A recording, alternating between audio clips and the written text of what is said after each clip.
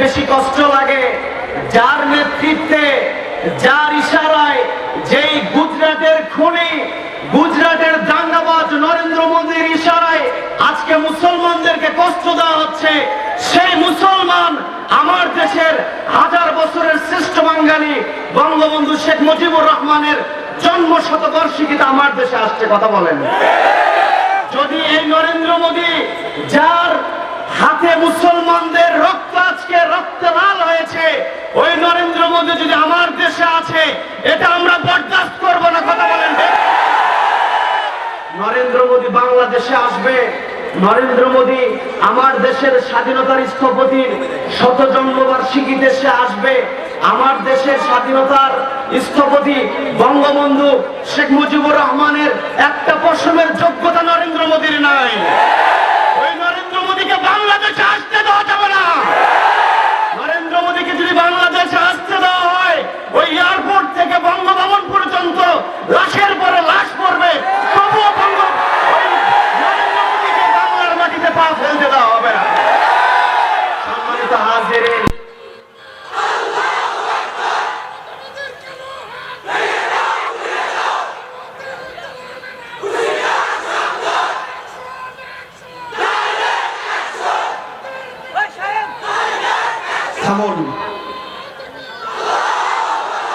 সম্মানিত হাজিরিন, আসলে আমরা কখনো হিন্দু ভাইদেরকে গালিগালাজ করতে যাই না। অনেক হিন্দু ভাই ভালো আছে না নাই? আছে। কিন্তু নরেন্দ্র মোদী আমাদের মুসলমান ভাইদেরকে যে কষ্ট দিচ্ছে, এই কষ্ট আমাদের হৃদয় আজকে ব্যথিত হয়েছে, আমরা ক্ষুব্ধ হয়েছি। আমরা প্রধানমন্ত্রী সহ সবাইকে অনুরোধ করব, যেই নরেন্দ্র মোদী মুসলমানদের কলিজা আঘাত করেছে, তার আমন্ত্রণ পত্র প্রত্যাখ্যান করা হোক।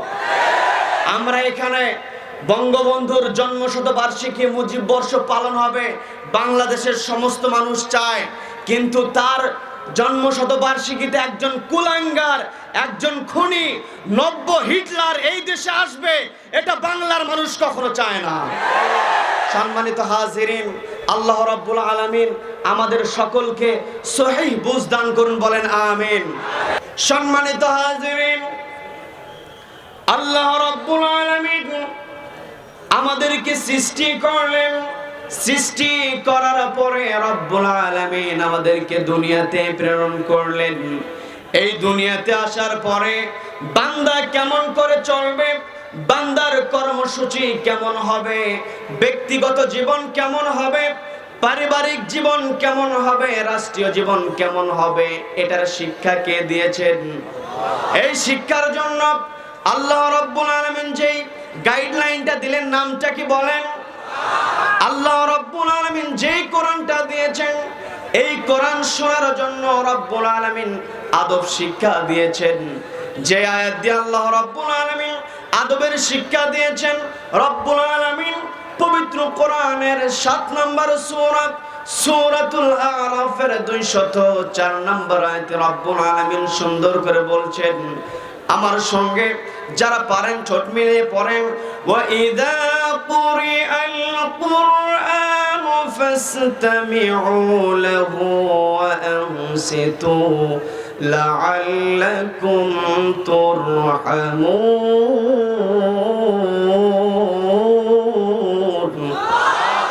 আল্লাহ রাব্বুল আলামিন বললেন, ওয়া ইযা কুরিআল কুরআন, যখন কোরআন থেকে তেলাওয়াত করা হবে, যেখানে কোরআন থেকে আলোচনা করা হবে, ফাসতামিউ লাহু, তোমরা সেই কোরআনের আয়াতটাকে, কোরআনের তাফসীরটাকে শ্রবণ করো, ওয়া আনসিতু, চুপ থেকে শ্রবণ করো।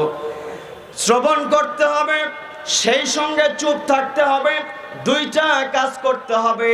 দুইটা কাজ করার পরে আল্লাহ রাব্বুল আলামিন বান্দার উপরে খুশি হয়ে লাআল্লাকুম তুরহামুন, আল্লাহ রাব্বুল আলামিনের যত রহমতের দরজা আছে, দুইটা কাজ করে যদি বান্দা কোরআন মনোযোগ দিয়ে চুপ থেকে যদি বান্দা শুনতে পারেন, আল্লাহ রাব্বুল আলামিনের যত রহমতের দরজা আছে, সমস্ত রহমতের দরজা রাব্বুল আলামিন বান্দার জন্য খুলে দেন। সুবহানাল্লাহ। তার মানে রহমতের দরজা যদি আমরা আমাদের জন্য খুলে নিতে চাই, এইরকম কিচিরমিচির করলে হবে না। সম্মানিত হাজিরিন, আমরা এখানে কোরআন শুনতে এসেছি। আল্লাহ রাব্বুল আলামিন আমাদেরকে দুনিয়াতে প্রেরণ করেছেন। দুনিয়াতে আসার পরে আমাদের কর্মপদ্ধতি কেমন হবে, এটার জন্য আল্লাহ রাব্বুল আলামিন যুগে যুগে অসংখ্য নবী রাসূল প্রেরণ করেছেন। আমাদের জন্য যে নবীকে প্রেরণ করেছিলেন সেই নবীর ব্যাপারে আল্লাহ রাব্বুল আলামিন নিজেই পরিচয় দিয়ে বলছেন, ওয়ামা আরসালনাকা ইল্লা রাহমাতাল লিল আলামিন। তার মানে এমন একজন নবীকে আমরা পেয়েছি যেই নবীকে আল্লাহ রাব্বুল আলামিন জগৎ সমূহের জন্য রহমত বানিয়ে দিয়েছেন। বলেন না সুবহানাল্লাহ। সেই নবীর উম্মত আমরা হয়েছি। ওই নবীকে আল্লাহ রাব্বুল আলামিন আমাদের জন্য আদর্শ বানিয়ে দিয়েছেন। আল্লাহ রাব্বুল আলামিন সৃষ্টি করে বান্দা কেমনে চলবে এটার জন্য গাইডলাইন দিয়ে দিলেন। এই গাইডলাইনটা হচ্ছে একটা থিওরি বুক। সম্মানিত হাজিরিন, আমরা দুনিয়াতে খেয়াল করে দেখেছি, যখন কোনো ছাত্র সায়েন্সে ভর্তি হয়ে যায়, সায়েন্সের ছেলেপেলেদের ক্লাস যখন হয় সপ্তাহে 7টা দিন, ক্লাসের মধ্যে খেয়াল করে দেখবেন 4টা দিন তাদেরকে থিওরি পড়ানো হয়। অপেক্ষাকৃত শেষ সময়ে শেষ হচ্ছে, দেরিতে শেষ হচ্ছে সায়েন্সের স্টুডেন্টদের। কারণ সায়েন্সের স্টুডেন্টরা যে থিওরি পরীক্ষাগুলো দিয়েছে, এই থিওরি পরীক্ষাগুলোর প্র্যাকটিক্যাল না যদি শিখতে পারে কখনো তারা বিজ্ঞানে সফলতা অর্জন করতে পারবে না। এই জন্য দুনিয়ার জ্ঞানের জন্য সামান্য সায়েন্স পড়ে যদি প্র্যাকটিক্যালের ব্যবস্থা করতে হয়, আর আল্লাহ রাব্বুল আলামিন যেই কিতাবটা আমাদেরকে দিলেন, যেই কিতাবটা আমাদের জন্য বিশ্বনবীর উপরে নাজিল করলেন, সেই কিতাবটা আমরা প্র্যাকটিক্যালি কাকে দেখে শিখব? এই জন্য বিশ্বনবীকে আমাদের মাঝে প্রেরণ করলেন। বিশ্বনবীর প্রতি আল্লাহ রাব্বুল আলামিন পবিত্র কোরআন নাজিল করে বিশ্বনবীকে অর্ডার করলেন, ওগো নবী, উতলু মা উহিয়া ইলাইকা মিনাল কিতাবি ওয়া আকিমিস সালাহ।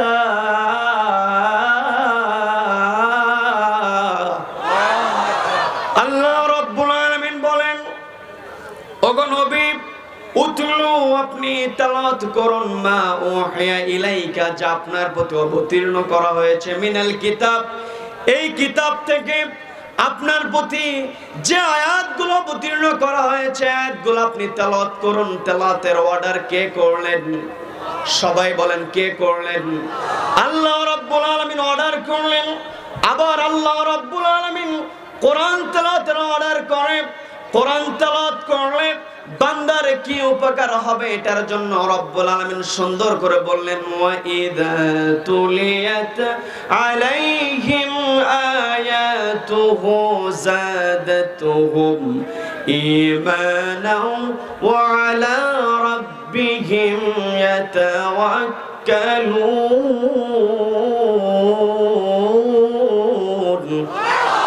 আল্লাহ রাব্বুল আলামিন বললেন, ওয়াইদা তুলিয়াত আলাইহিম আয়াতুহু, যখন মুমিন বান্দার সামনে আল্লাহ রাব্বুল আলামিনের কোরআনের আয়াত তেলাওয়াত করা হবে, যাদাতুহুম ঈমানা, ঈমান আল্লাহ রাব্বুল আলামিন বৃদ্ধি করে দিবেন। তার মানে এই জায়গায় যে আমরা বসতে পারলাম, এই জায়গায় যখন আমরা কোরআনের আলোচনা শুনছি, আমাদের ঈমানটা বৃদ্ধি করে দিবেন কে? আমাদের ঈমান বৃদ্ধি পাবে। কিন্তু যারা কোরআনের শত্রু, তারা কিন্তু কোরআন তেলাওয়াত হোক এটা কখনো চায় না। কথা বলেন ঠিক কিনা? কিন্তু যতই তারা ষড়যন্ত্র করুক না কেন, ন্যায়ের পক্ষে আল্লাহ রাব্বুল আলামিন সব সময় সহযোগিতা করেছেন। অন্যায়ের পক্ষে যারা ছিল কখনো সফল হতে পারে নাই। মুসা আলাইহিস সালাতু ওয়াস সালামের দিকে তাকান। মুসা আলাইহিস সালাতু ওয়াস সালামকে ফেরাউন কত অত্যাচার করলো, কিন্তু ফেরাউন মুসা আলাইহিস সালাতু ওয়াস সালামকে দাবিয়ে রাখতে পারে নাই। ওই ফেরাউনকে পানিতে চুবিয়ে মারলেন কে? সেই আল্লাহ আজও আছে না নাই? সুতরাং নমরুদকে যে আল্লাহ রাব্বুল আলামিন দুনিয়া থেকে বিদায় করলেন, যে আবু জেহেল বিশ্বনবীর বিরুদ্ধে ষড়যন্ত্র করলো, সেই আবু জেহেলকে আল্লাহ রাব্বুল আলামিন দুনিয়া থেকে বিদায় করলেন। তাদের উত্তরসূরি দুনিয়াতে খুঁজে পাওয়া যাবে না। কিন্তু মুসা আলাইহিস সালাতু ওয়াস সালাম, হযরত ইব্রাহিম আলাইহিস সালাতু ওয়াস সালাম, বিশ্বনবী জনাব মুহাম্মদুর রাসূলুল্লাহ সাল্লাল্লাহু আলাইহি ওয়াসাল্লামের উত্তরসূরি আজও পৃথিবীতে আছে না নাই? অবশ্যই আছে। আল্লাহ রাব্বুল আলামিন বিশ্বনবীকে অর্ডার করলেন, ওগো নবী আপনি কোরআন তেলাওয়াত করুন। বিশ্বনবী যখন কোরআন তেলাওয়াতের অর্ডার পেলেন, আজকে আমরা সহজেই কোরআনটা তেলাওয়াত করতে পারছি, কোরআন তেলাওয়াতটা আমাদের জন্য সহজ। কিন্তু বিশ্বনবীকে আল্লাহ রাব্বুল আলামিন যখন কোরআন তেলাওয়াতের অর্ডার করেছিলেন, বিশ্বনবীকে আল্লাহ রাব্বুল আলামিন যখন কোরআন তেলাওয়াতের হুকুম করলেন, তখন বিশ্বনবীর পক্ষে কোরআনটা কিন্তু সহজে তেলাওয়াত করা সম্ভব ছিল না। কোরআনটা তেলাওয়াত বিশ্বনবী প্রকাশ্যে করতে পারেন নাই। বিশ্বনবী গোপনে গোপনে সাহাবীদেরকে নিয়ে কোরআন তেলাওয়াত করতেন। বিশ্বনবীর হাতে যেই সমস্ত মুসলমান ইসলাম কবুল করেছিলেন, অর্থাৎ তৎকালীন সময়ে যে সমস্ত সাহাবায়ে কেরামগণ ইসলাম কবুল করেছিলেন, তাদের অধিকাংশ মানুষগণ ছিলেন খেটে খাওয়া মানুষ, গরিব মানুষ, দিন আনে দিন খায় এরকম মানুষ। আজও তাফসীর মাহফিলে খেয়াল করে দেখবেন অধিকাংশ মানুষগুলো হচ্ছে মধ্যবিত্ত মানুষ আর খেটে খাওয়া মানুষ। কথা বলেন ঠিক কিনা? কারণ এই মধ্যবিত্ত শ্রেণীর মানুষ, খেটে খাওয়া মানুষের দুনিয়ার প্রতি এত লোভ নাই। তারা জানে, তারা বোঝে দুনিয়া থেকে একদিন চলে যেতে হবে। কার সামনে দাঁড়াতে হবে? আল্লাহর সামনে দাঁড়াতে হবে। কিন্তু যাদের সম্পদ বেশি, তারা প্রতিযোগিতা করে, তারা দুনিয়াটাকে বেহেশত বানাতে চায়। কিন্তু একদিন সবকিছু ছেড়ে একজন গরিব মানুষ, যার বাড়ি করে থাকার মতো জায়গা নাই, ওই ব্যক্তিও যেভাবে দুনিয়া থেকে বিদায় হয়ে যায়, সাদা একখান কাপড় নিয়ে যখন দুনিয়া থেকে বিদায় হয়ে যায়, একজন বড়লোক মানুষ যার লক্ষ কোটি টাকা আছে, তাকেও কিন্তু ওই অবস্থায় বিদায় নিতে হয়। কথা বলেন ঠিক কিনা? সুতরাং আমাদের টার্গেট হবে, আমাদের জবাব দিতে হবে কার সামনে? সবাই বলেন কার সামনে?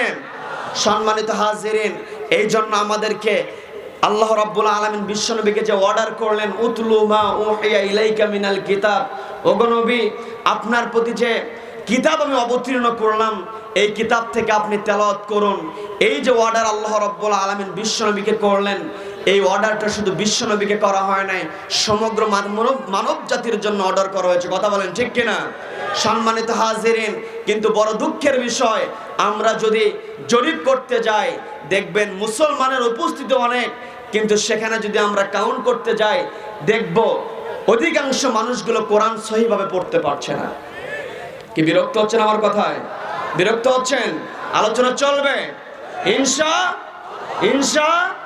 সম্মানিত হাজিরিন, আমরা কোরআন তেলাওয়াতের দিকে গুরুত্ব দেই না। আমরা সন্তানদেরকে প্রতিষ্ঠিত করার জন্য, সন্তানদেরকে কিভাবে আমরা বড় করলে সন্তান প্রাচুর্যের মালিক হবে, দাপটওয়ালা হবে, সন্তান কেমনে বড় করলে কারি টাকা ইনকাম করবে, সন্তানকে আমরা এমন করে বড় করে তুলি যেন সন্তান বড় হয়ে লক্ষ কোটি টাকার মালিক হয়, টাকা উপার্জনের মেশিন হয়, এটাই হচ্ছে আমাদের চিন্তা।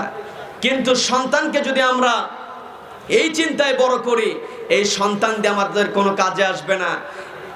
এমনভাবে সন্তানকে বড় করে তুলতে হবে যেন সন্তান কোরআন শিখতে পারে, দুনিয়া থেকে বিদায় হয়ে যাওয়ার পর ওই সন্তান যেন পিতামাতার জন্য দোয়া করতে পারে। এইভাবে সন্তানকে শিক্ষা দেওয়ার দরকার আছে না নাই? আছে। কিন্তু যখনই দেখবেন কোরআন শিক্ষার কথা, বিশ্বনবীর আদর্শের শিক্ষার কথা বলা হচ্ছে, একদল কিছু লোক আছে তাদের অ্যালার্জি এমনি বেড়ে যায়। কি আছে না নাই? আছে। কিন্তু অ্যালার্জি বেড়ে কোনো কাজ হবে না। যারা কোরআন নিয়ে থাকবে, কোরআনের পক্ষে যারা থাকবেন, তাদেরকে সহযোগিতা কে করবেন? সম্মানিত হাজিরিন, আমি প্রত্যেকটা জায়গায় এই কথাটা বলার চেষ্টা করি, সেটা হচ্ছে আমাদের সন্তান যখন বড় হয়ে যায়, একটু হাঁটতে শিখে, কথা বলতে শেখে, তখন আমরা হাজারো পরিকল্পনা নিয়ে আসি সন্তানকে কেমনে বড় করব। খোঁজ নেই কোন স্কুলটা ভালো, কোন কিন্ডারগার্টেনটা ভালো, কোন কেজি স্কুলে ভালো পড়াশোনা করানো হয়, দুনিয়াতে কেমনে সফলতা অর্জন করবে, এটার জন্য আমরা প্রতিষ্ঠান খুঁজতে থাকি। সন্তান হাঁটতে শিখেছে, কথা বলতে শিখেছে, সন্তানকে ভর্তি করিয়ে দিচ্ছি নামি দামি কিন্ডারগার্টেনে, কেজি স্কুলে ভর্তি করিয়ে দিচ্ছি। সন্তানকে ভর্তি করিয়ে দেওয়ার পরে স্কুল থেকে এত লম্বা লম্বা সিলেবাস দেওয়া হচ্ছে, ওই সিলেবাসটা দেখে যখন বাজার থেকে আমরা লাইব্রেরি থেকে যখন বইগুলো ক্রয় করে নিয়ে আসি, সন্তানকে ব্যাগের ভিতরে বইটা উঠিয়ে দিয়ে সন্তানের কাঁধে এমন ওজনের ব্যাগটা দিয়ে সন্তানকে স্কুলে নিয়ে যাচ্ছি, সন্তানকে যদি এক পাল্লায় দেই আর ব্যাগটা যদি আরেক পাল্লায় দেই, দেখা যাবে ব্যাগেরই ওজন বেশি। কি কথা বলেন? কিন্তু আপনি যখন ব্যাগ থেকে বইগুলো বের করবেন, দেখবেন একটা বইয়ের মধ্যেও নৈতিকতার শিক্ষা নাই। আর নৈতিকতার শিক্ষা নাই বলেই ওই সন্তান যখন বড় হয়ে যাচ্ছে, বড় বড় কনস্ট্রাকশনের দায়িত্ব পাচ্ছে, আর রডের বদলে বাঁশ দিয়ে বিল্ডিং তৈরি করছে। কিন্তু এগুলোর বিরুদ্ধে কোনো বিচার হয় না। এত কোটি কোটি টাকার দুর্নীতি করছে, এগুলোর বিরুদ্ধে কোনো বিচার হয় না। কিন্তু যারা হক কথা বলছে, যারা ন্যায়ের পক্ষে থাকছে, তাদের বিরুদ্ধেই বিচার। কথা বলেন ঠিক কিনা? যে অফিসারটা ঘুষ খাচ্ছে না, যে অফিসারটা ন্যায়ভাবে তার দায়িত্ব পালন করতে চাচ্ছে, দেখবেন সেই অফিসারটাকে একদম স্ট্যান্ডিং অর্ডার দিয়ে এক প্রান্ত থেকে দেশের আরেক প্রান্তে দিয়ে দিচ্ছে। কথা বলেন ঠিক কিনা? দেখা যাচ্ছে আসামির বিরুদ্ধে রায় হয়েছে, আসামি কারাগারে যাওয়ার পূর্বে ওই বিচারক বদলি হয়ে গেছে। এরকম ঘটনা আছে না নাই? দুনিয়াতে সন্তানকে যদি আমরা আখেরাতের শিক্ষা না দেই, সন্তান তো এমনই হবে। সন্তান এমন হয়ে যাবে যে এই রকম পরিস্থিতিতে নিজেকে বাঁচানোর জন্য সন্তানেরা অন্যায় করতেও দ্বিধা করবে না। কথা বলেন ঠিক কিনা? এই জন্য সন্তানকে যখনই আমরা ছোট থেকে বড় করে তুলবো, তখন আমাদের টার্গেট থাকতে হবে, প্রথম কিসের শিক্ষা দিতে হবে? সবাই বলেন কিসের শিক্ষা দিতে হবে? কোরআনের শিক্ষা ছাড়া সন্তানকে যত শিক্ষাই দেওয়া হোক না কেন, সন্তানকে যত বড় ইউনিভার্সিটিতেই পড়ানো হোক না কেন, আপনি দেশের সেরা ঢাকা ইউনিভার্সিটিতে পড়াবেন, পৃথিবীর সেরা অক্সফোর্ডে পড়াবেন, দেশের সেরা বড় ইউনিভার্সিটি ইঞ্জিনিয়ারিং ইনস্টিটিউটে পড়াবেন, বুয়েটে পড়াবেন, সেখানে গিয়েও সেখানে গুন্ডামি আছে না নাই? আবরারের মতো নিরীহ সন্তানকে হত্যা করা আছে না নাই? মেধাবী ছাত্রকে লোকে হত্যা করছে কি করছে না? যদি সন্তানকে আমরা সঠিক শিক্ষা দিতে পারতাম, আজকে আমাদের সমাজের ভিতরে এই রকম করে দুর্নীতি বাড়তো না। কথা বলেন ঠিক কিনা? আজকে সমাজের ভিতরে কোরআন নাই, অথচ আল্লাহ রাব্বুল আলামিন কোরআন তেলাওয়াতের অর্ডার করলেন। এই কোরআনটা আমরা সহজে পেয়েছি, কিন্তু কোরআন তেলাওয়াত করতে চাই না, এটা আমাদের আফসোস। কিন্তু আল্লাহ রাব্বুল আলামিন যখন বিশ্বনবীকে কোরআন তেলাওয়াতের অর্ডার করলেন, কোরআন তেলাওয়াতের অর্ডার করার পরে বিশ্বনবীর পক্ষে প্রকাশ্যে কোরআন তেলাওয়াত করার সৌভাগ্য হচ্ছিল না। বিশ্বনবী গোপনে গোপনে সাহাবীদেরকে নিয়ে কোন সাহাবীর বাড়িতে, আবার অনেক সময় পাহাড়ের কোল ঘেঁষে পাহাড়ের গুহায় সাহাবীদেরকে নিয়ে গোপনে গোপনে কোরআন তেলাওয়াত করতেন। কিন্তু গোপনে কোরআন তেলাওয়াত শুনে সাহাবায়ে কেরামগণ কখনো তৃপ্ত হতেন না। কথা বলেন ঠিক কিনা? সাহাবায়ে কেরামগণ তৃপ্ত হতেন না। একদিন বিশ্বনবীকে বললেন, ইয়া রাসূলুল্লাহ, ইয়া হাবিবাল্লাহ, আপনি তো আমাদেরকে নিয়ে গোপনে গোপনে যে কোরআন তেলাওয়াত করেন, এই তেলাওয়াত শুনে তো আমরা তৃপ্তি পাচ্ছি না।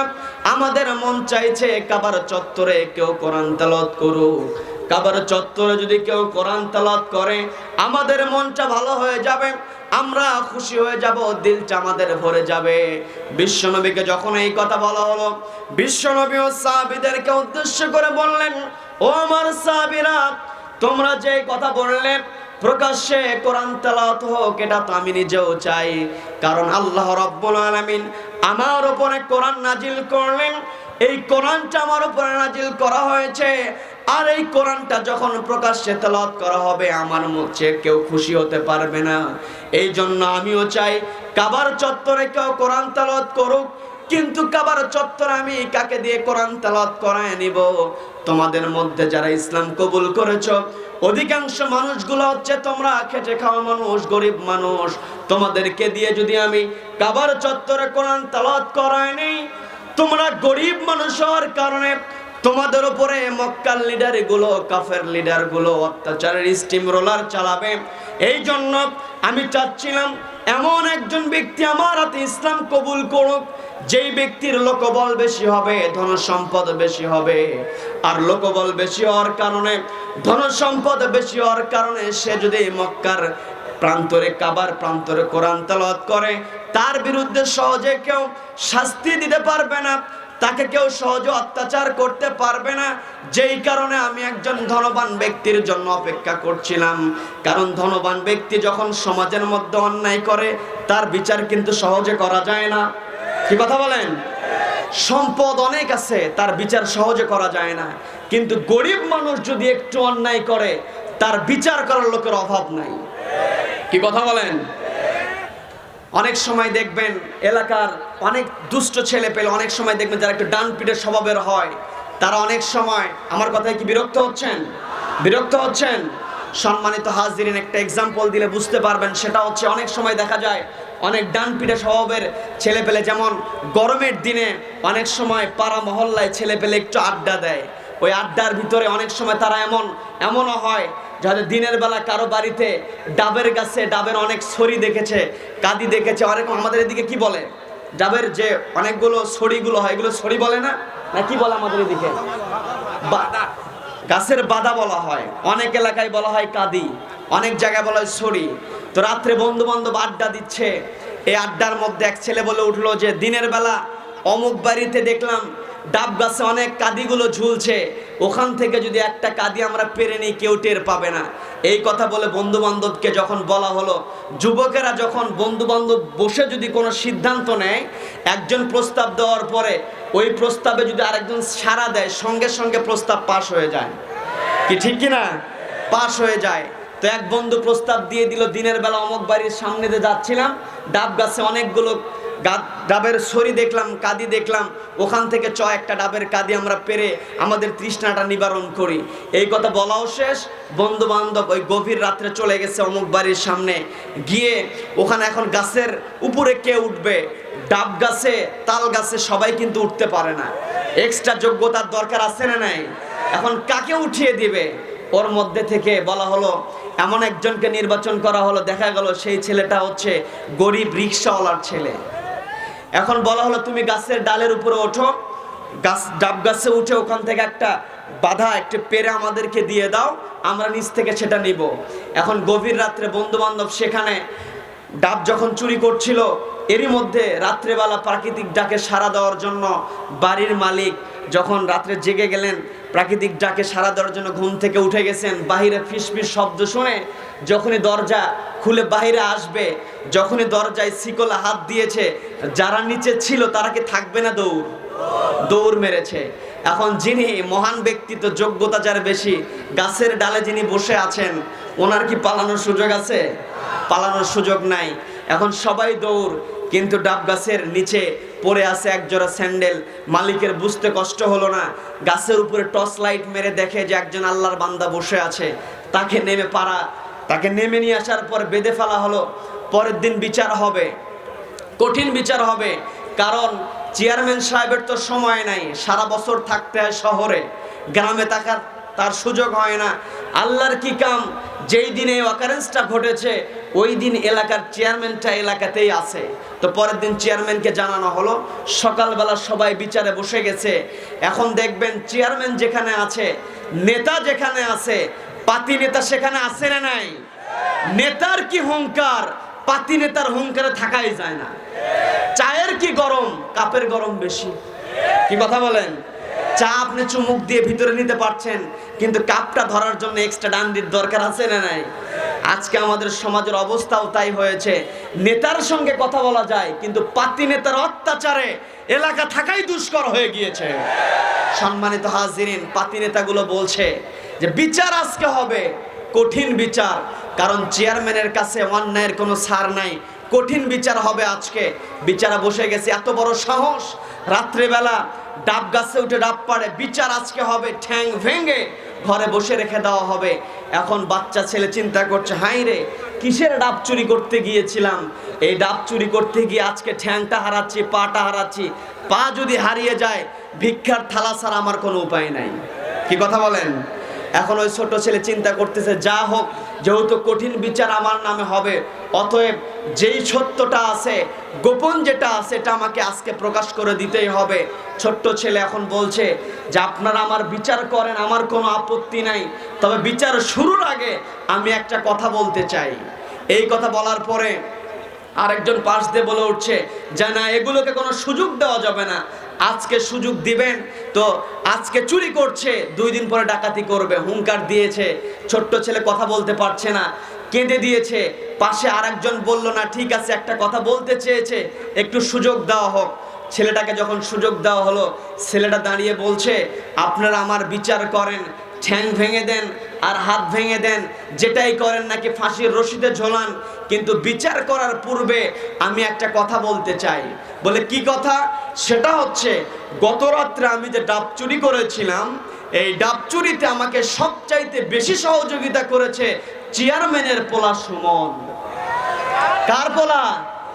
আবার এই এলাকার চেয়ারম্যানের পোলা যদি সুমন হয়, আমি কিন্তু সেই চেয়ারম্যানকে বলতেছি না, নামে নামে যদি মিলে যায় আবার বলবে কি বক্তা দাওয়াত দিয়ে নিয়ে আসলা যে আমার পোলাকে ডাবচোর বানায় গেছে। এখন যখনই ছোট্ট ছেলে বলে উঠলো যে আমি গতকালকে ডাব চুরি করতে গিয়েছিলাম, এই ডাব চুরি করতে নিয়ে আমাকে সবচাইতে বেশি সহযোগিতা করেছে চেয়ারম্যানের পোলা সুমন, এই কথা বলার সঙ্গে সঙ্গে যে পাতি নেতাগুলো আছে বলেছিলাম চায়ের চেয়ে চায়ের কাপের গরম বেশি, এখন চায়ের কাপ একজন দাঁড়িয়ে বলতেছে আরে ডাব চুরি কোনো বিচার হলো? ছোটবেলায় আমরা কত আম জাম লিচু পেরে খেলাম, এটা কোনো বিচারই না। কি কথা বলেন? কারণ একটু আগে যখন ছিল গরিব কৃষকের সন্তান, তার বিচার করার লোকের অভাব ছিল না, যখনই দেখলো চেয়ারম্যানের পোলাও জড়িত আছে তখন বিচারটাই উল্টে গেল। কথা বলেন? আজও সমাজে খেয়াল করে দেখবেন, যার ধন সম্পদ বেশি আছে, যার ক্ষমতা বেশি আছে, এই ক্ষমতার দাপট দেখিয়ে সত্যকে মিথ্যা বানিয়ে দিচ্ছে, মিথ্যাকে সত্য বানিয়ে দিচ্ছে। কথা বলেন ঠিক কিনা? বিচারককে ক্ষমতার দাপট দেখিয়ে এমন ভাবে ব্যবহার করছে, ভালো মানুষের বিরুদ্ধে সিগনেচার করিয়ে নিয়ে ওই সমস্ত বিচারককে দেশের মাটিতে না রেখে বাইরে পাঠিয়ে দিচ্ছে। কথা বলেন ঠিক কিনা? দুনিয়াতে এগুলো করা যাবে, দুনিয়াতে এগুলো করা যাবে, কিন্তু আখিরাতের বিচারক কে? কে বিচারক? ওই দিন আল্লাহকে উল্টা পাল্টা বুঝ দেওয়ার কোনো সুযোগ আছে? সম্মানিত হাজিরিন, আল্লাহ রাব্বুল আলামিন বিশ্বনবীকে যখন কোরআন তেলাওয়াতের অর্ডার করলেন, বিশ্বনবী সাহাবীদেরকে নিয়ে গোপনে গোপনে কোরআন তেলাওয়াত করছিলেন। গোপনে গোপনে যখন কোরআন তেলাওয়াত করছিলেন, একটা পর্যায়ে প্রকাশ্যে কোরআন তেলাওয়াতের যখন সাহাবায়ে কেরামগণ বলতে শুরু করলেন যে ইয়া রাসূলুল্লাহি, প্রকাশ্যে কোরআন তেলাওয়াতের ব্যবস্থা করেন, বিশ্বনবী তখন বলেছিলেন আমি একজন ধনাঢ্য ব্যক্তির জন্য অপেক্ষা করছি, যেই ধনাঢ্য ব্যক্তি ইসলাম কবুল করলে তাকে দিয়ে কাবার চত্বরে আমি কোরআন তেলাওয়াত করায় নিব। এই কথা যখন বললেন, সঙ্গে সঙ্গে বিশ্বনবীর ছোট্ট সাহাবী, বয়স 12 থেকে 15 হবে, আব্দুল্লাহ ইবনে মাসউদ দাঁড়িয়ে গেলেন। আব্দুল্লাহ ইবনে মাসউদ দাঁড়িয়ে গিয়ে বললেন ইয়া রাসূলুল্লাহ, ইয়া হাবিবাল্লাহ, আপনি তো বললেন কাবার চত্বরে যদি কোরআন তেলাওয়াত করা হয় আপনি খুশি হয়ে যাবেন, আপনার দিলটা ঠান্ডা হয়ে যাবে। আপনি যদি আমাকে অনুমতি দেন, আপনি যদি আমাকে হুকুম দেন, আমি আপনাকে সন্তুষ্ট করার জন্য কাবার চত্বরে কোরআন তেলাওয়াত করতে আমি প্রস্তুত। বিশ্বনবীকে যখন ছোট্ট সাহাবী, কিশোর সাহাবী যখন প্রস্তাব দিলেন, প্রস্তাব দেওয়ার পরে বিশ্বনবী বললেন আব্দুল্লাহ রে, তুমি তো ছোট মানুষ, তুমি তো বালক, তুমি তো নিঃস্ব মানুষ, তুমি যদি এই কাবার সামনে কোরআন তেলাওয়াত করতে যাও তাহলে মক্কার লোকেরা তোমার উপর অত্যাচারের স্টিম রোলার চালাবে। সুতরাং এইরকম দুঃসাহস তুমি করিও না, এইরকম দুঃসাহস করার তোমার দরকার নাই। কিন্তু আব্দুল্লাহ ইবনে মাসউদের টার্গেট হচ্ছে কাবার চত্বরে কোরআন তেলাওয়াত করে যদি বিশ্বনবীকে সন্তুষ্ট করা যায়, কে সন্তুষ্ট হয়ে যাবেন? কে সন্তুষ্ট হবেন? আল্লাহ রাব্বুল আলামিন সন্তুষ্ট হয়ে যাবেন। যার কারণে বিশ্বনবীর কাছে বারবার যখন আব্দুল্লাহ ইবনে মাসউদ অনুমতি চাচ্ছিলেন, একটা পর্যায়ে বিশ্বনবী যখন অনুমতি দিয়ে দিলেন, বিশ্বনবীর অনুমতি পাওয়ার সঙ্গে সঙ্গে বিশ্বনবীর ছোট্ট সাহাবী হযরত আব্দুল্লাহ ইবনে মাসউদ দৌড়ে চলে গেলেন কাবার চত্বরে। কাবার চত্বরে দৌড়ে হাজির হয়ে তিনি শুরু করে দিলেন আর রহমান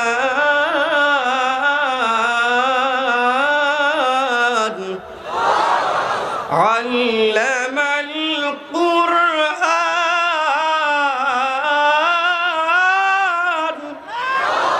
কাবার চত্বরে হযরতে আব্দুল্লাহ ইবনে মাসউদ যখন কোরআন তেলাওয়াত শুরু করলেন, ওই সময় মক্কার লোকেরা যারা উপস্থিত ছিল সকলেই চাতক পাখির ন্যায় আব্দুল্লাহ ইবনে মাসউদের দিকে তাকিয়ে চাতক পাখির ন্যায় যখন কোরআন থেকে তেলাওয়াত শুনছিল, তখন আবু জেহেল খেয়াল করে দেখলো সাধারণ মানুষগুলো তো চাতক পাখির ন্যায় এই ছোট্ট বালকের কোরআন তেলাওয়াত শুনছে, কারণ কোরআন তেলাওয়াতের মধ্যে আকর্ষণ কে দিয়েছেন?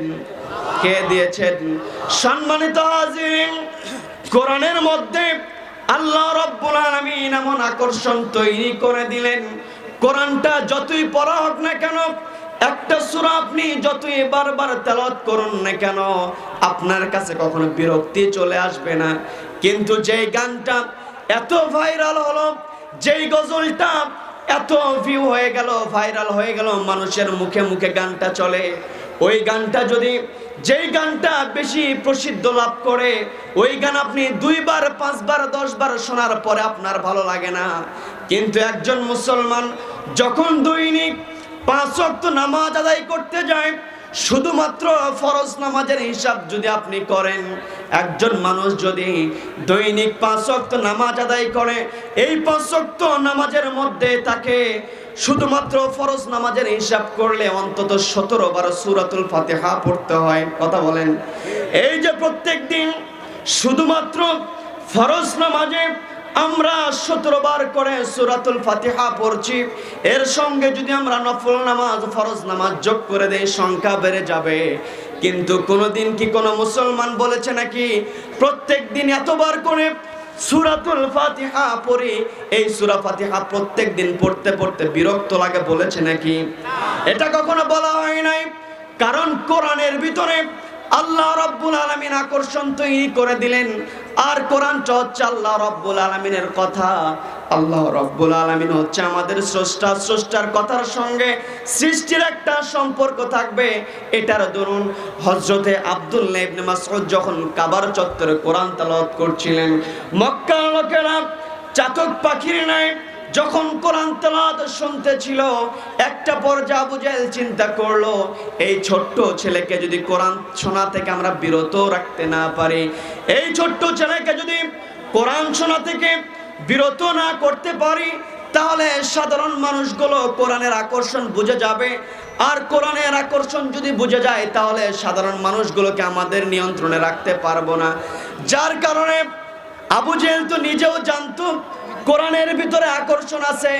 এই কোরআনের আকর্ষণের কারণে আবু জেহেল নিজেও বিশ্বনবীর ঘরের কোনায় দাঁড়িয়ে দাঁড়িয়ে কোরআন শুনতো। কোরআন শুনতে নিয়ে আবু জেহেল সারা রাত পার হয়ে যেত, কিন্তু বসার সুযোগ পর্যন্ত পেত না। কথা বলেন ঠিক কিনা? ওই আবু জেহেল চিন্তা করলো, এই মুহূর্তে বাচ্চাকে কোরআন তেলাওয়াত থেকে থামাতে হবে। সঙ্গে সঙ্গে সিদ্ধান্ত নিয়ে সে তার দলবল নিয়ে অতর্কিতভাবে যখন আব্দুল্লাহ ইবনে মাসউদের দিকে আক্রমণ করলো, আব্দুল্লাহ ইবনে মাসউদের দিকে আক্রমণ করে এলোপাতারি যখন তাকে কিল ঘুষি মারতে লাগলো, একটা পর্যায়ে কোন বর্ণনা এসেছে আব্দুল্লাহ ইবনে মাসউদের কানটা ফেটে গেল, কানের পর্দা ফেটে গেল, রক্ত ঝরঝর করে পড়ছে। আবার অন্য বর্ণনায় এসেছে নাকটা ফেটে গেল। এই অবস্থা দেখে ওই সময় উপস্থিত যেই সমস্ত আরো লোকজন ছিল, ওর মধ্যে কিছু লিডার ছিল যাদের মনটা ছিল অপেক্ষাকৃত কোমল, তারা চিন্তা করলো, যেইভাবে আবু জেহেল এই ছোট্ট বাচ্চার উপরে অত্যাচার করছে, এই ছোট্ট বাচ্চাকে যদি এখান থেকে উদ্ধার না করা হয়, এই ছোট্ট বাচ্চাকে যদি এই জায়গা থেকে রক্ষা না করা হয়, আবু জেহেল একটা পর্যায়ে ছোট্ট বাচ্চাকে দুনিয়া থেকে বিদায় করে দিতে পারে। যেই কারণে ওই সমস্ত কোমল হৃদয়ের কিছু লিডারগুলো সিদ্ধান্ত নিয়ে হযরত আব্দুল্লাহ ইবনে মাসউদকে সেখান থেকে পালানোর জন্য ব্যবস্থা করে দিলেন। আব্দুল্লাহ ইবনে মাসউদ পালিয়ে যখন বিশ্বনবীর সামনে হাজির হয়ে গেলেন, বিশ্বনবীর সামনে যখন হাজির হয়ে গেল, বিশ্বনবী রক্তাক্ত আব্দুল্লাহ ইবনে মাসউদকে দেখে বললেন, আব্দুল্লাহ রে, তোমাকে এরকম রক্তাক্ত কে করে দিল? হযরত আব্দুল্লাহ বললেন, ইয়া রাসূলুল্লাহ, ইয়া হাবিবাল্লাহ, আপনাকে সন্তুষ্ট করতে গিয়ে কাবার চত্বরে আমি যখন কোরআন থেকে তেলাওয়াত করছিলাম, আবু জেহেল আমার উপরে অতর্কিত হামলা চালিয়ে আমাকে এলোপাতাড়ি কিল ঘুষি মেরে আমাকে এরকম রক্তাক্ত করে দিয়েছে। এই কথা বলার পরে বিশ্বনবী বললেন, আব্দুল্লাহ রে, তোমাকে আজ আবু জেহেল রক্তাক্ত করে দিল, তুমি কি আবু জেহেলকে কিছুই বলো নাই নাকি? হযরতে আব্দুল্লাহ তখন বললেন, ইয়া রাসূলুল্লাহ, ইয়া হাবিবাল্লাহ, আমি তো তাকে কোনো আঘাত করতে পারি নাই, তবে আবু জেহেলকে বলেছিলাম, আবু জেহেল রে, আজকে তোর ক্ষমতার চেয়ার আছে, আজকে তোর ক্ষমতা আছে, একদিন তোর ক্ষমতা থাকবে না। কথা বলেন ঠিক কিনা? আজকে যার সকালে যার ক্ষমতা আছে, বিকালবেলা ক্ষমতা থেকে টান দিয়ে নামিয়ে দিতে পারেন কে? সম্মানিত হাজিরিন, যখন আব্দুল্লাহ ইবনে মাসউদ বিশ্বনবীকে এই কথা বললেন, আমি আবু জেহেলকে বলেছি তোর আজকে ক্ষমতা আছে, তুই আজকে একদিন তুই ক্ষমতা থেকে বিদায় যখন হয়ে যাবে, যেই দিন তোর ক্ষমতা থাকবে না সেই দিন অবশ্যই তোকে আমি সাইজ করব। কি কথা বলেন ঠিক কিনা? সম্মানিত হাজিরিন, বলা হয়েছে লোকজন এই পাশে দাঁড়িয়ে আছেন, মেহেরবানি করে একটু এই পাশ থেকে আপনারা উত্তর পাশে যারা ফাঁকে বসে আছেন একটু জিকির করে করে, মাঝে কিছু গ্যাপ দেখা যাচ্ছে, একটু জিকির করতে করতে লা ইলাহা, মেহেরবানি করে বসে যান। মেহেরবানি করে দাঁড়ানো ভাইদেরকে অনুরোধ করছি আপনারা বসে যান, মেহেরবানি করে বসে যান। কয় মিনিট আছে আর নিয়ে আসবেন কি?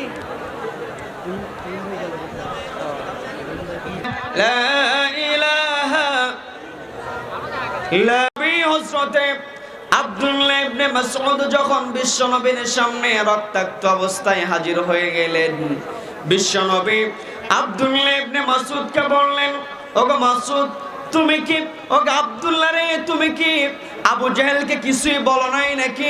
আবু জেহেল তোমাকে রক্তাক্ত করে দিল, তুমি কি কিছুই বলো নাই? হযরত আব্দুল্লাহ ইবনে মাসউদ জবাব দিয়ে দিলেন, ইয়া রাসূলুল্লাহ, ইয়া হাবিবাল্লাহ, আবু জেহেল যখন আমাকে রক্তাক্ত করে দিল, আবু জেহেলকে আমি বলেছি আজকে তোর ক্ষমতার চেয়ার আছে, এই ক্ষমতার চেয়ার একদিন তোর থাকবে না, যেই দিন তোর ক্ষমতা থাকবে না সেই দিন তোকে আমি প্রতিশোধ নিব, তোর বিরুদ্ধে আমি প্রতিশোধ নিয়ে নিব। বিশ্বনবীকে যখন এই কথা আব্দুল্লাহ ইবনে মাসউদ বললেন, বিশ্বনবী হযরত আব্দুল্লাহ ইবনে মাসউদের পক্ষে দোয়া করেছিলেন, যে দোয়ার বদৌলতে যখন মুসলমানদের বিরুদ্ধে কাফেররা বদর যুদ্ধে মিলিত হয়েছিল, বদর যুদ্ধে দুই ভাই যখন আবু জেহেলকে আক্রমণ করেছিল, আবু জেহেলকে আঘাত করার পরে ঘোড়ার পিঠ থেকে যখন আবু জেহেল মাটিতে পড়ে গেল, মাটিতে পড়ে যাওয়ার পরে আবু জেহেল যখন রক্তাক্ত হয়ে গেল, সকলেই মনে করেছিল আবু জেহেল দুনিয়া থেকে বিদায় হয়ে গিয়েছে, কিন্তু আবু জেহেল তখনও দুনিয়া থেকে বিদায় হয় নাই। এই জন্য বিশ্বনবী সাহাবীদেরকে বললেন, ও আমার সাহাবীরা, তোমরা খোঁজ নিয়ে দেখো তো, তোমরা খোঁজ নিয়ে দেখো আবু জেহেল এখনো জীবিত আছে নাকি মারা গেছে। বিশ্বনবী যখন এই কথা বললেন, বিশ্বনবীর এই কথা শোনার সঙ্গে সঙ্গে সমস্ত সাহাবীগণ যখন দৌড়ে ওই কুখ্যাত আবু জেহেলের কাছে যাচ্ছিল, তখন আব্দুল্লাহ ইবনে মাসউদ সকলকে থামিয়ে দিলেন, থামিয়ে দিয়ে বললেন, ও আমার সাথীরা, ও আমার ভাইরা, আজকে তোমরা কেউ আবু জেহেলের কাছে যেতে পারবে না, কারণ আবু জেহেল আমি যেদিন কাবার চত্বরে সর্বপ্রথম কোরআন তেলাওয়াত করেছিলাম, কোরআন তেলাওয়াত করার অপরাধে আবু জেহেল ওই দিন আমাকে রক্তাক্ত করেছিল, সুতরাং আবু জেহেলের সামনে যাওয়ার একমাত্র অধিকার আমার, আমি আবু জেহেলের মোকাবেলা করব। এই কথা বলার সঙ্গে সঙ্গে সমস্ত সাহাবী যখন থেমে গেলেন, হযরত আব্দুল্লাহ ইবনে মাসউদ এগিয়ে চলে গেলেন আবু জেহেলের কাছে, গিয়ে যখন দেখলেন আবু জেহেল তখন দুনিয়া থেকে বিদায় হয় নাই, আবু জেহেলের শ্বাস প্রশ্বাস তখনও বিদ্যমান, তখন আবু জেহেলের বুকের উপরে চড়ে হযরত আব্দুল্লাহ ইবনে মাসউদ বললেন, ওরে আবু জেহেল, ওই দিন তোর ক্ষমতা ছিল, আজকে তোর ক্ষমতা কোথায় গেল? কি কথা বলেন? আজকে তাদের ক্ষমতা আছে, ক্ষমতার অপব্যবহার করে ভালো মানুষকে কষ্ট দিতে পারে, কিন্তু একদিন তাদের কাছ থেকে ক্ষমতা ছিনিয়ে নিতে পারেন কে?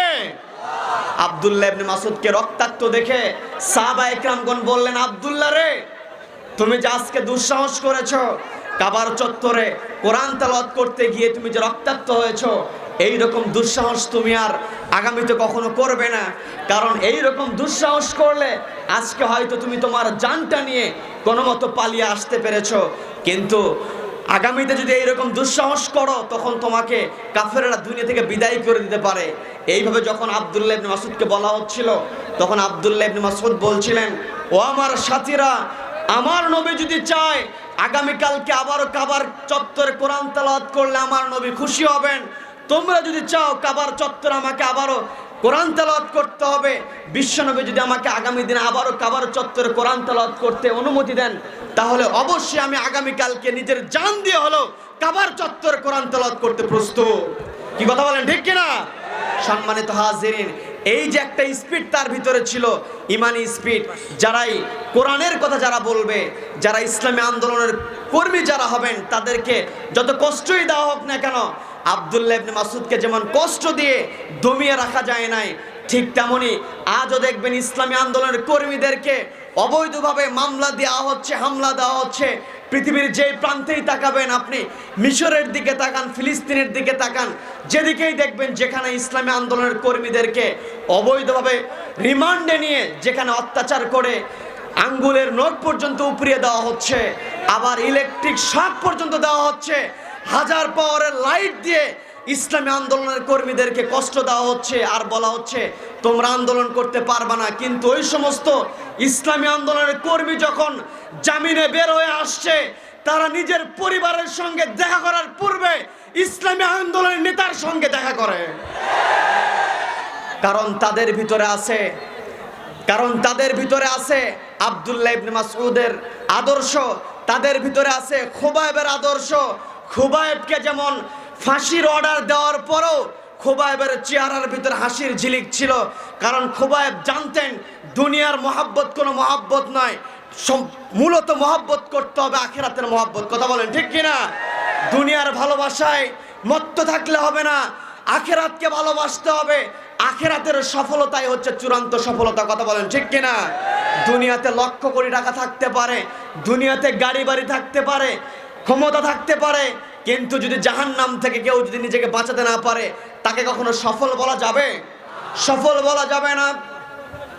সফল ব্যক্তির পরিচয় আল্লাহ রাব্বুল আলামিন সুন্দর করে পবিত্র কোরআনের 3 নম্বর সূরা সূরাতুল ইমরানের 185 নম্বর আয়াতে কারিমায় রব্বুল আলামিন সুন্দর করে বলছেন, ফামান যুহজিহা আনিন নারি ওয়া উদখিলাল জান্নাতা ফাকাদ ফাজ।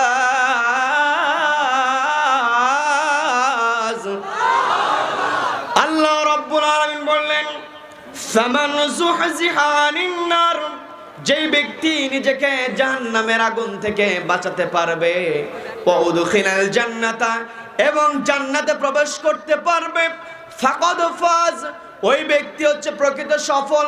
সুতরাং প্রকৃত সফল হতে হলে আল্লাহ রাব্বুল আলামিনের হুকুম মানতে হবে। আল্লাহর হুকুম ছাড়া সফল হওয়া যাবে নাকি? আল্লাহর হুকুম ছাড়া সফল হওয়া যাবে না।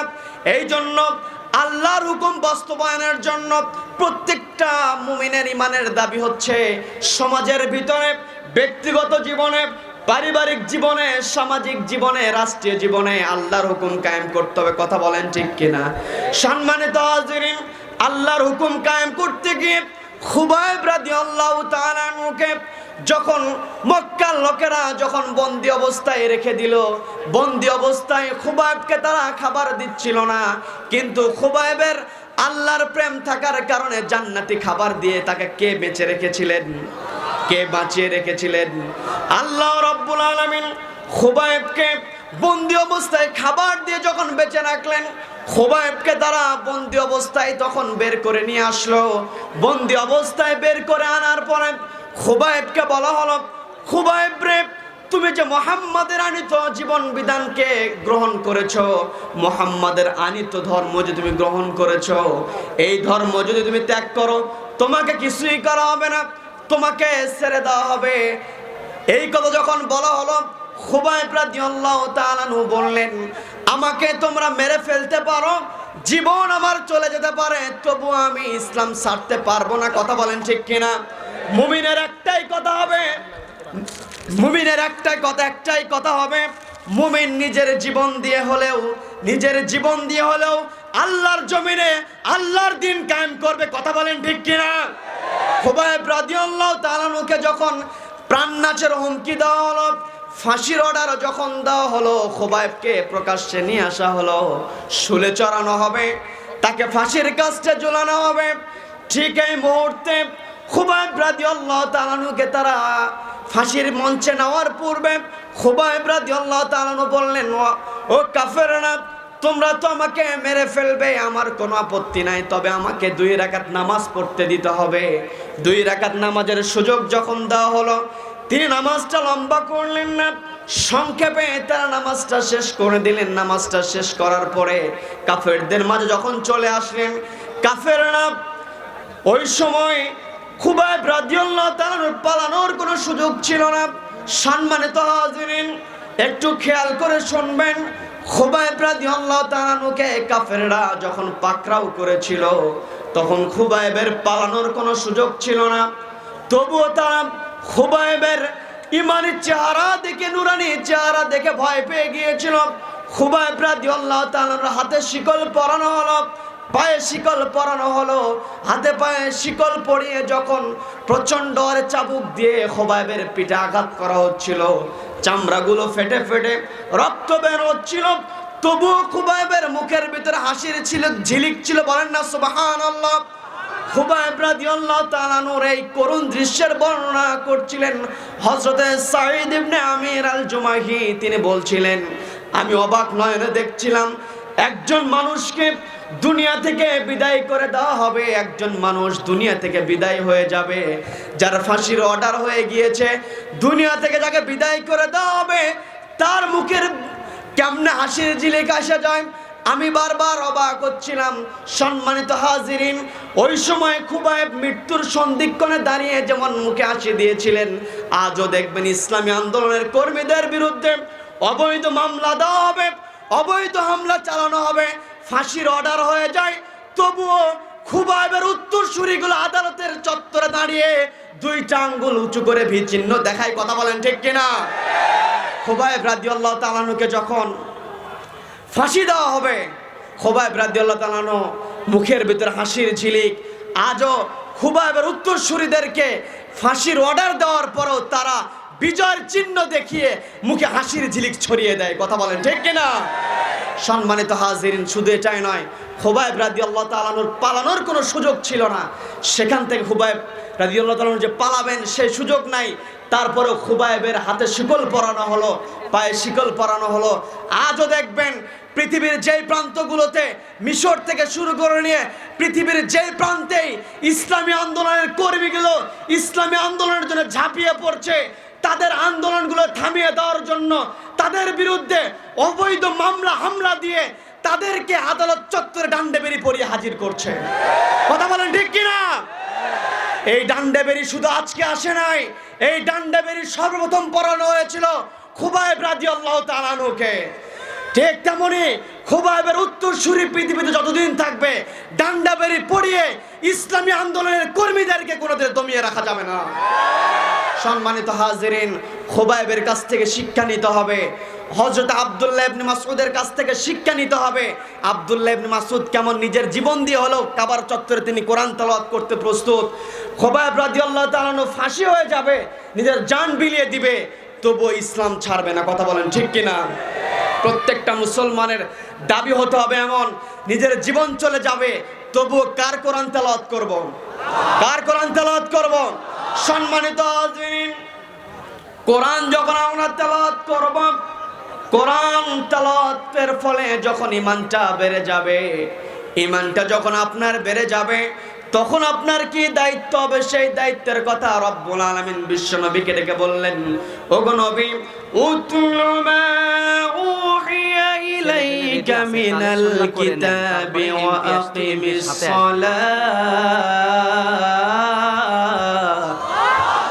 আল্লাহ রব্বুল আলামিন বিশ্বনবীকে কোরআন তেলাওয়াতের অর্ডার দেওয়ার পরে সর্বপ্রথম যে দায়িত্ব পালন করতে বললেন সেটা হচ্ছে আকিমিস সালাত, কি কায়েম করতে হবে? নামাজ কায়েম করতে হবে। সম্মানিত হাজিরিন, আমরা যেমন কোথাও এই দুনিয়াতে বেঁচে থাকার জন্য এই জায়গায় আমরা যারা উপস্থিত আছি, এই জায়গায় যদি অক্সিজেনের সরবরাহ বন্ধ করে দেওয়া হয়, অক্সিজেন যদি এখান থেকে উঠিয়ে নেওয়া হয়, অক্সিজেন সাপ্লাই যদি এখানে বন্ধ করে দেওয়া হয়, আমরা বাঁচতে পারবো নাকি? আমরা বাঁচতে পারবো না। ঠিক তেমনি একজন মুমিন যখন ইসলাম কবুল করবে, তার ঈমানটা বেঁচে রাখার জন্য ইমানটা জিইয়ে রাখার জন্য তার প্রথম দায়িত্ব হচ্ছে নামাজ আদায় করতে হবে। কোন ব্যক্তি যদি জোহর নামাজের পূর্বে ইসলাম কবুল করে, ইসলাম কবুলের পরে প্রথম দায়িত্ব হচ্ছে জোহর নামাজ পড়তে হবে। আসর নামাজের পূর্বে যদি ইসলাম কবুল করে, তার প্রথম দায়িত্ব হচ্ছে আসর নামাজ পড়তে হবে। কথা বলেন ঠিক কিনা? নামাজ এমন একটি ইবাদত, নামাজ হচ্ছে মুসলিম ও মুসলিমের মধ্যে পার্থক্য নির্ণয় করে দেয়। আপনি দাড়ি দেখে, টুপি দেখে নিশ্চিত মুসলমান হতে পারবেন না। আপনি হয়তো কারো মাথায় টুপি দেখে তাকে অনুমান করতে পারেন লোকটা মুসলমান হতে পারে, কিন্তু নিশ্চিত কখনো বলতে পারবেন না, কারণ টুপি মাথায় দিলে মুসলমান হয় না। ভারতের দিল্লির মুখ্যমন্ত্রী কেজরিওয়ালের মাথায় টুপি আছে না নাই? টুপি আছে। ওই টুপি দেখে আপনি তাকে মুসলমান বলতে পারবেন না। আবার কারো চেহারায় যদি লম্বা দাড়ি থাকে, দাড়ি দেখে আপনি তাকে মুসলমান বলতে পারবেন না, কারণ রবীন্দ্রনাথের মুখে লম্বা দাড়ি আছে না নাই? লম্বা দাড়ি আছে। আবার কেউ যদি লম্বা জামা পরে, তাকে দেখে আপনি নিশ্চিত আপনি তাকে মুসলমান বলতে পারবেন না। কিন্তু মাঠের ভিতরে বিকেলবেলা কোনো ছেলেপেলে যখন খেলাধুলায় মত্ত থাকে, যখন আজান কানে চলে আসে, তারা খেলাধুলা বাদ দিয়ে যদি ওই সময় মাঠের কোনায় দাঁড়িয়ে নামাজ পড়তে শুরু করে দেয়, পরনে তার রয়েছে 3/4 প্যান্ট, আবার তার শরীরে আছে গেঞ্জি আছে, কিন্তু যখন আজান মসজিদ থেকে চলে আসলো, সে খেলাধুলা বাদ দিয়ে যদি মাঠের কোনায় দাঁড়িয়ে যদি নামাজ শুরু করে দেয়, তার নামাজ দেখে কি তাকে মুসলমান বলতে আমাদের কষ্ট হবে? এই জন্য দাড়ি টুপি, হ্যাঁ দাড়ি টুপিকে ইনকার করছি না, দাড়ি টুপি ইসলামের চিহ্ন অবশ্যই, কিন্তু একজন মুমিনের প্রথম দায়িত্ব হচ্ছে, মুমিন তার প্রথম পরিচয় দিবে নামাজ দিয়ে। নামাজ নাই তার কোনো কিছুই নাই। কথা বলেন ঠিক কিনা? এই জন্য সকলকে নামাজ পড়তে হবে। কথা বলেন ঠিক কিনা? আল্লাহ রাব্বুল আলামিন আমাদের সকলকে 5 ওয়াক্ত নামাজ হিসেবে কবুল করে নিন। বলেন আমিন, বলেন আমিন।